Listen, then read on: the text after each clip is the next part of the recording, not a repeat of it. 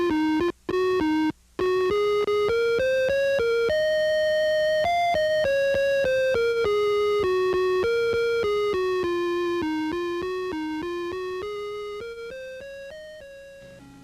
feel so good this evening. I just finished one of the biggest days of sales since I became a cash register. Yes, I had a good day, too. Sue, my cashier, not only rang up a lot of sales, but she was so nice to all her customers, and I just know they'll all be coming back again. Isn't it nice to have a day like this? I just know between all the sales we rang up and the friendly service that Sue and the rest of the employees gave, that our store just has to be successful. Uh-oh, don't look now, but here comes that smart Aleck shopping cart Max. And what is that hanging out of his mouth? Okay, Max, what have you been up to now? Boy, have I been having a good time. I just had one of the best store tours I've ever taken. This nice lady took me up and down every aisle in the store. I don't know what she had on her mind, but she sure was careless. Come on, Max, was she really that careless? Or did you happen to drag a wheel every so often? Well, I may have helped her a little bit, but it was really fun. We started out in the first aisle by running over this other lady's heel. Boy, you should have heard the language she used. And by the time the manager gets through filling out that accident report, he's going to be a bear to live with. Now, Max, you ought to be ashamed of yourself. All of the employees work so hard to make money for the store, and all you do is just eat up the profit by causing all those accidents. Yeah, and profit isn't all I eat. I just had one of the tastiest pair of denims I believe I ever had in my life. Why, Max, that's not fair. All these folks are so good to you, and you just don't appreciate it at all. What do you mean, good to me? Have you ever seen how many cans they put in me when they tear down those displays? And even worse is when they empty those frozen food cases. Boy, I really drag my wheels when they start taking me to that freezer. Well, Max, they've got to use something to put that frozen food in, and if they didn't clean the cases on schedule, we would really have a mess around here. Yeah, but why me? I mean, they got bread trays and those nice metal crates from produce they can use. It's not like they're going to leave them in there forever. Besides, those crates are younger than I am, and they don't have wheels that have to keep rolling all the time. Well, I guess they could use other things, but I suppose they see so many of you carts around that they just figure you're the handiest.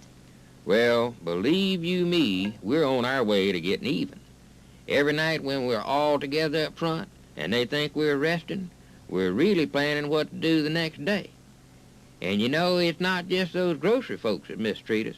The other day, my cousin Harry was used to pull a fish case that went out, and believe you me, we didn't even want him back in the line for several days.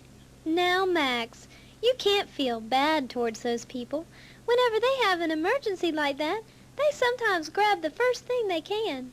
But you've got to admit, most of the time they treat you right.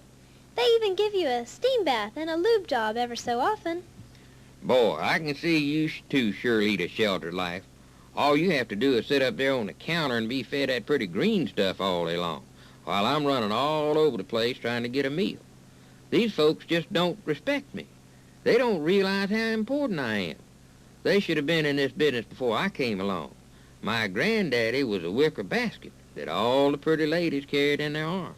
The only thing I get is all the customers with cold hands. Well, Max, we know you're important. Why, if it weren't for you, we wouldn't be getting fed as much of that green stuff as we are.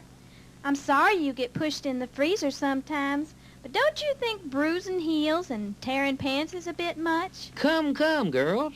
I've only just begun to tell you about mistreatment. All these things go on inside the store. How about when I get left out on the parking lot? Why, the other day, a customer pushed me down in the corner of the lot, and I sat out there in the hot sun all day long.